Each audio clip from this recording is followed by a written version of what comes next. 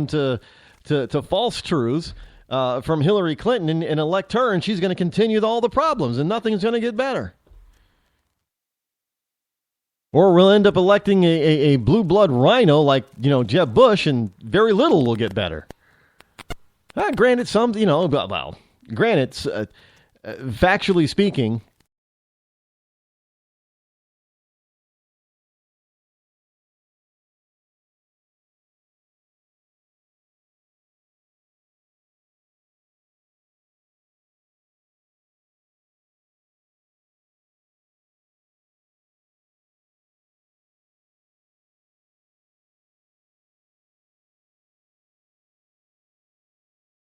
Jeb's thing.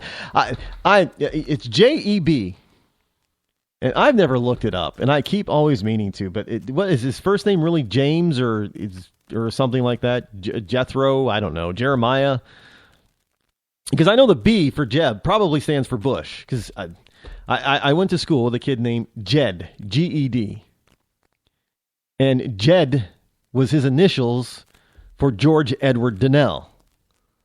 But he didn't like his first name, George. And his parents refused to call him Ed or Edward or Eddie. I don't know why. So he just his older brother, one day, I guess, decided to call him Jed, and it stuck. But now we have Jeb, J-E-B.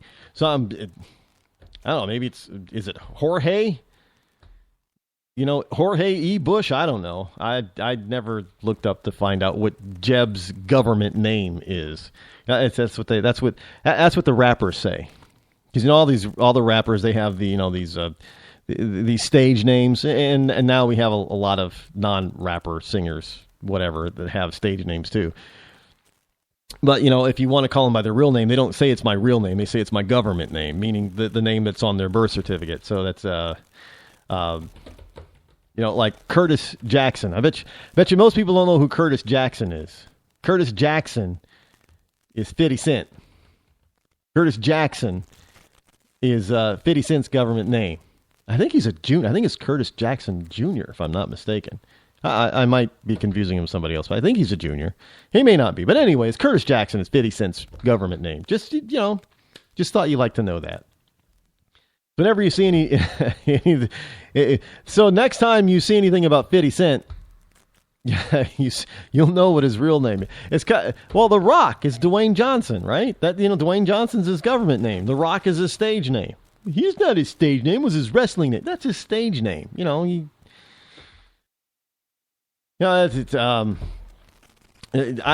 doesn't go by the Rock really anymore, does he? No, he goes by Dwayne Johnson, or is it Dwayne the Rock Johnson? I think that's what he. But if you see credits on his movies now, I think it's Dwayne. It's either Dwayne Johnson or Dwayne the Rock Johnson. It's not just the Rock anymore, is it? I don't think so. The Hulk Hogan. What's Hulk Hogan's government name? Terrence, I think. Terrence Hogan. I guess you can't be tough if your name is Terry. Right? I don't know. Hey, those names are the truth. John Wayne, for instance. John Wayne was his stage name. I bet you most people out there don't know what John Wayne's government name is. His government name is Marion. Marion Morrison. Now, I don't know about you, but a tough cowboy actor by the name of Marion Morrison back then wasn't going to go I don't even think today it would go very far. He'd go very far. Marion. That's, John. That's a good American name. Solid.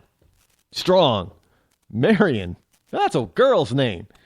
Look it up. That's his government name is Marion. So, that's the truth. Not that it was a problem for John Wayne. That's why they changed his name to John Wayne. But again, you couldn't change his name, I guess, unless you knew what his real name was, right? So just saying.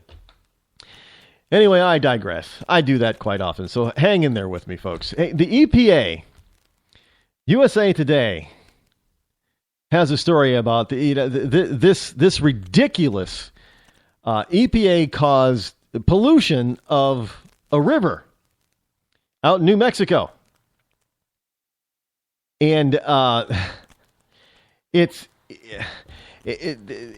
was caused by EPA agents, if you will, that caused a dam or retaining wall to collapse and release toxic wastewater from an abandoned mine into the Colorado River known as the Animas River. And now, according to USA Today, the estimate of the number of gallons toxic wastewater released into the Animas River is actually 3 times what they previously thought. Now, I'm going to nitpick here because there's this whole notion of what they previously thought. Well, that's a BS statement. I'm calling BS on that. Because if they can measure, and they're saying, well, yeah, it's discharging 500 gallons per minute. Well, if they can measure that, then they know exactly how much water, based on the amount of time, it got into that river. And so now they want to say, well, you know, it's worse than we thought. But really? No, it's not. You're somebody's called your bluff, and you have to go out there and try to cover CYA, if you will. And if your kids out there don't know what CYA is, you might want to explain what those 3 letters actually mean in that acronym. So the EPA's out there CYAing by saying, well, it's, you know, three times worse than we thought. How do you miscalculate by a couple million gallons? Only the government can do that and get away with it. If this were a private company, if it was a company that owned this mine, that did this and then understated, by even if it was by accident, understated the amount of wastewater and polluted water they would get hammered with fines. Well, you lied and blah, blah. You got to know the exact amount. Oh, the EPA? Oh, yeah, we kind of missed it. There's no big deal. It's a huge deal. In fact, it's such a huge deal that farmers downriver can't even water their crops using that water because it's so contaminated, so polluted with extremely. I mean, I'm looking at this, seeing the levels of arsenic, 300 times the normal level, lead, 3,500, that's 3,500 times the normal level. Those farmers can't water their crops with that water.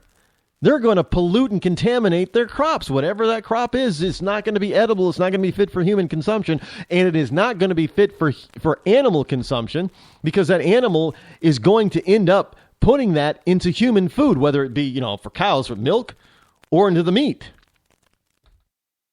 Hey, it's not fit for man nor beast. Because of stupid EPA regulations and stupid EPA people running around thinking they know everything and they don't know jack, and they cause this, and now that's like, oh, well, we're sorry. Well, I hope somebody's going to hold, I don't know how, nobody's ever going to go to jail over this. In fact, very few people, if anybody from the EPA is going to get fired. Don't doubt me on this.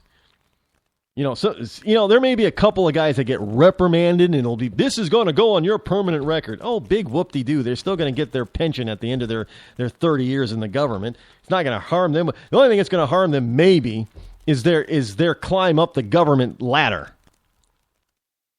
That might hold them back a little bit.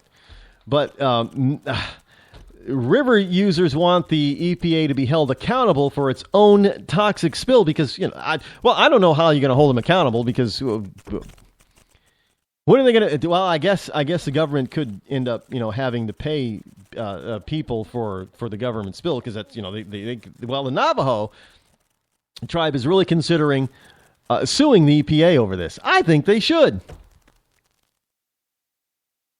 Oh, because if they would have, none of the stories I've read ever really mentioned exactly what the EPA was doing and why they were doing it. I mean, first of all, if they would have just left it alone, and if they just let the mine naturally, I don't know, I'm just saying if they naturally let it drain through the years, they may have been able to, you know, reduce the amount of contaminants in the first place, and it wouldn't be so high now. And they wouldn't have to worry about trying to contain it and then cleaning it up. I mean, it should have already been cleaned up. It's an abandoned mine, right? Now, didn't we have a super fund? Remember many people don't know about the Love Canal, but there was something called the first Superfund site called the Love Canal in this isn't outside of, was it Tonawanda? Somewhere, it wasn't New York, right? Somewhere outside of Buffalo, I think. Or was it Pennsylvania? Anyway, I can't remember exactly where Love Canal is, but it was a suburb. And it was the country's first and this is how we got this whole Superfund, thing anyway, is because, people were dying and kids were getting these strange diseases that they shouldn't have been getting and getting sick, and found out that the whole subdivision was built on a chemical waste site dump. And, the whole community had to be abandoned. Well, those people had to be reimbursed for their homes because they were worthless and they could never go back there. Although I think I saw something a couple of years ago about people wanting to return to Love Canal. I don't know about you, but I wouldn't be. I'm not going to trust the government to say, "Oh yeah, it's safe now. You can live here." No. Just like the water. I don't. Well, yeah, it's safe to drink and water your crops and animals with this now. And people do that, and all of a sudden they get, well, you know what? You've got this mercury and lead and arsenic in there that's too high. No, you shouldn't have done that. So yeah, I think that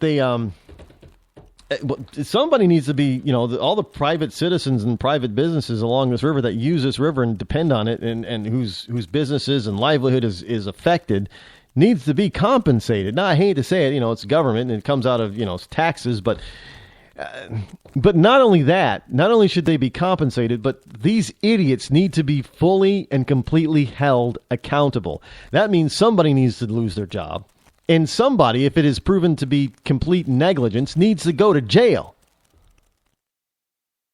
And that's just the way it is. You don't do that to people. Well, our government's allowed to do that, I guess. But especially this EPA, who's got this really hard line in the environment now, and they're out there, screwing up so bad that this is one of the worst man-made natural disasters in our country's history. But you're not hearing a lot about that because it's the EPA who did it. It'd be kind of hypocritical, right? But it's the truth. I don't know how more than 3 million gallons of toxic waste like that. I don't know how you get around that by how you get around saying that it's not a very bad. It's terrible. Well, but it is our government, because our government can do no wrong and they can't be held accountable for anything. So, but anyway, we have come to the end of this wonderful program. But I will, fear not, folks, fear not, for I will be back here tomorrow. Same bat time, same bat channel. Until then, I'm Rod Eccles. This has been the Rod Eccles Show. Have a wonderful evening. I'm out.